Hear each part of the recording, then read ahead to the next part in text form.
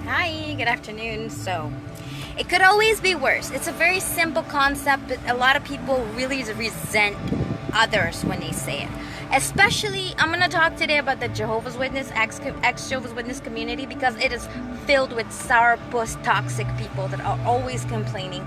And then when there's a conversation where everybody says, hey, what do you think about XYZ? And if you are an outlier and you don't fall in line with everybody else, they're still coming at you as Jehovah's Witnesses, and they want to shun you and they want to point out that you're flawed and stupid and ridiculous. And to that I say, go grab yourself a corn dog and stuff it.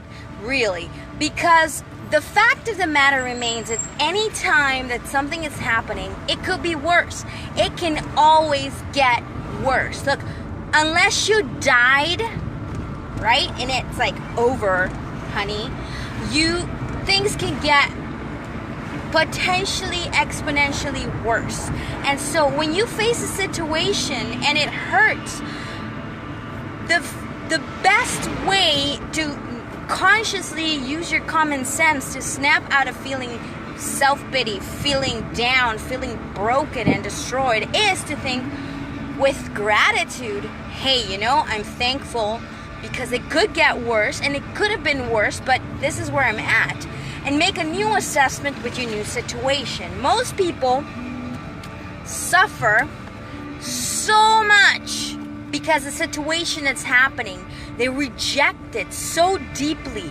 It's the worst thing that could have ever happened.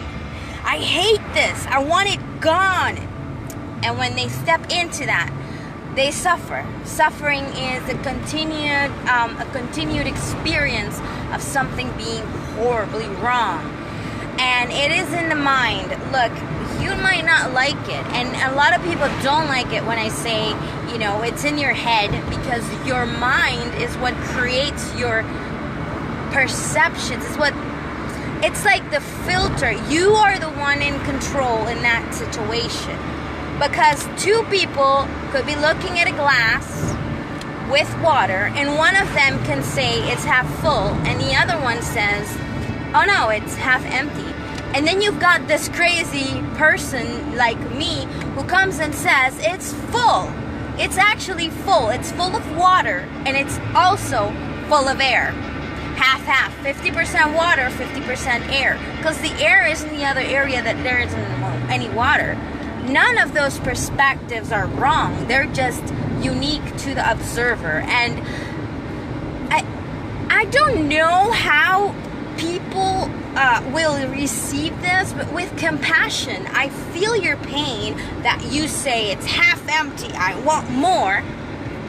I feel your pain and your desire. At the same time, I'm going like, yeah, but wait a minute, why are you suffering? Get a way to fill it up, or reanalyze the situation and recalibrate your mind to see what is actually there, because there's more than meets the eye to every situation. Everything that happens to you can be a lesson. This is why I don't post for Jehovah's Witnesses. I'm posting awareness, and I don't have any Jehovah's Witnesses on my profile, but I am talking about what's going on, because you are the most powerful people that could ever reach anyone. Because if you have compassion and you understand what the Jehovah's Witnesses are being indoctrinated with, you can talk them out of it. You can help them wake up eventually. I can't touch them, because to them I'm Satan incarnate. Literally. I'm out. To them I am a terrorist, because if I say I want to protest at one of their conventions, they feel like I'm persecuting them, like I want to kill them, which is stupid. It is so stupid. I just want to inform them that they're lying. They're lying to them, just like they lied to me for so many years. They're lying to them. That it's not fair that you are dedicating your life to a cause and a name that isn't important to them, and your life isn't important to them, because they're willing to lie and cheat and steal and cover up abuse of children. And they're willing to do that and circumvent it, explaining it away with legalities and technicalities, and go like, oh, well, technically the court didn't really win because we were able to appeal. It's like a rapist saying he got off on a technicality, so he's not a rapist. nuh-uh, you did it, it's there, it's a fact, that's who you are, that act now defines you moving forward, because you made yourself guilty of that act. So no matter what, even if court of law gives you a slap on the wrist, you're still a rapist. You did the deed. And that's what's happening with the Jehovah's Witnesses as a group. They're being indoctrinated. They're being told, oh, well, you know, they're just lying. They're just twisting. They're just complaining. They're just pointing fingers. They just hate us. They just have resentment. And I go like, I don't have any resentment. I literally don't. I sing the kingdom melodies. I think about the happy things that did happen. I think about all the artwork and all the things I learned. I think about things with gratitude. It could have been worse. It could have been worse for me. I could have been a child abuse victim myself, molested and raped by a Jehovah's Witness elder or ministerial servant, and maybe even pregnant, maybe even, you know, suicided. That could have happened to me. That's how much worse it could have been. That's not what happened to me. But it happens to someone else. It has happened to children in Australia, in Holland, in Belgium, in Canada, in all these different countries, and they're coming up, they're rising up. This week coming on Wednesday, they are, in the United States, they're passing a law that allows for 1 year for all sex abuse and sex molestation and sexual abuse victims to come forward and file their complaint and get handled by court, even if there's the limitations, you see, the statutes of limitations have already passed. That is huge. That is huge. People who maybe got raped and abused inside of an organization that was supposed to report, that was supposed to stand up for them, can now come forward, even if it happened 30 years ago, even though those statutes of limitations are over. I don't know the specifics because I'm not a specifics person. I'm not going to do that because I don't have a case to file.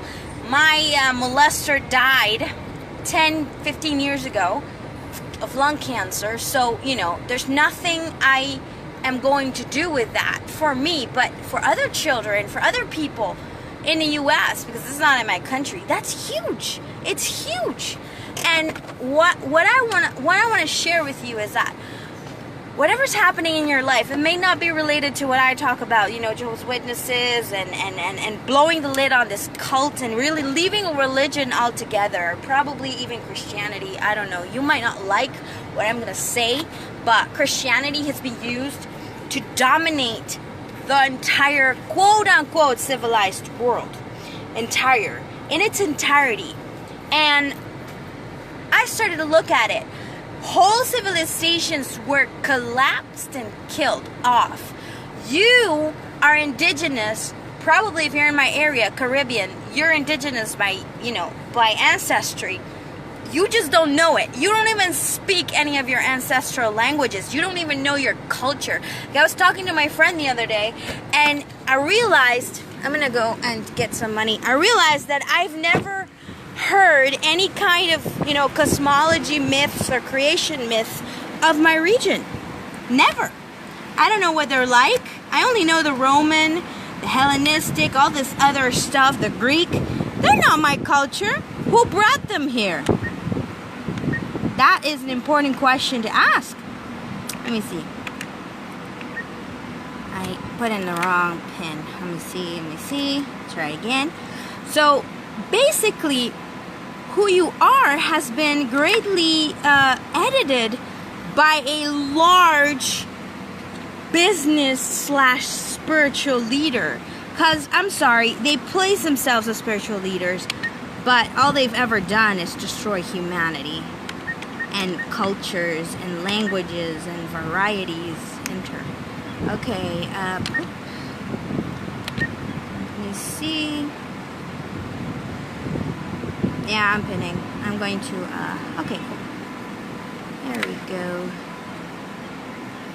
Get my card. It could always be worse. This is definitely my point here.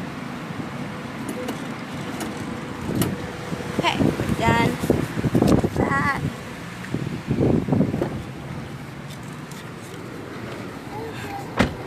It can always be worse, and most people don't like to hear that. That's what I'm talking about here. And they lose their composure completely because you don't want to hear their pain. And I'm saying, listen, I hear your pain and you've talked about it long enough. Now it's time to slap yourself awake and go like, okay, snap out of it, because pain can be very big. Pain can be very, it can lead you to self-destruct. It can be the thing that shifts and paints your whole life, and your whole life gets, influenced by your pain. If you hold your pain so important, like there's another saying, like, don't take yourself too seriously. Well, this applies in the same way. Your pain should not be taken so seriously. Your pain is there to give you an indication of where you have wounds and where you have to let them go. How do you let them go? Well, first admitting, hey, it could be worse. Now that I pick up my pieces and I get a little stronger and I can get up and go, okay, what do I have to do? Clean up. Oh my goodness. Amita Bom Francis. I'm doing great. Glad to hear about, how do you mean it got bigger and crazier? Let me know. You should message me. But yeah, I don't know. I'm not gonna tie this video in a bow because I have to drive off, and I'm basically plugging up the line at the drive-through. I have a left-handed car, and I can't just sit at the drive-through and have people and get the money out. So I park and I get out like a normal person would at another ATM machine.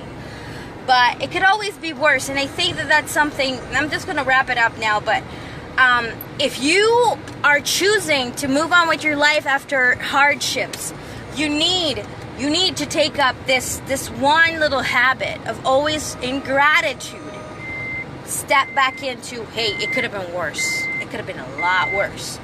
And be thankful, and then that in itself can infuse you with energy and power. It can empower you to move forward and find solutions, because a person in pain cannot act. That person will either flee, will either fight, or will either, freeze up. And those are not the three things you want to be doing when your life seems to have just fallen apart or been, smashed into. You need to be able to step in and get back up. That's what we do when we fall down. And I'm sorry, we're grown-ups here. We were not toddlers anymore. We're not learning to walk. When you were a toddler and you were learning to walk and you fell down, your parent was like, oopsie daisy, get up. But this is the same thing. Why can't you be that way with yourself when you've gone through trauma? Why do you have to cuddle yourself so damn much that you're stuck being sorry for your freaking ass that it got kicked? It could have been worse. You could have lost a butt cheek. Let's put it in perspective. That's the whole thing about the perspective. And, it's not new age. It's not mumbo jumbo. It's not feel good.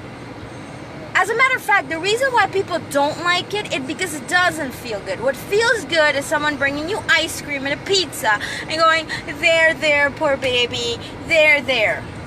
Yeah, and that baby just stuffs his mouth and gets fat and keeps crying for next time. When things go bad, boom, another pizza, another ice cream, another there, poor baby. Now you never grow. You're just flabby and huge, but you're not strong. And guys, I'm not here to talk to you about coddling you.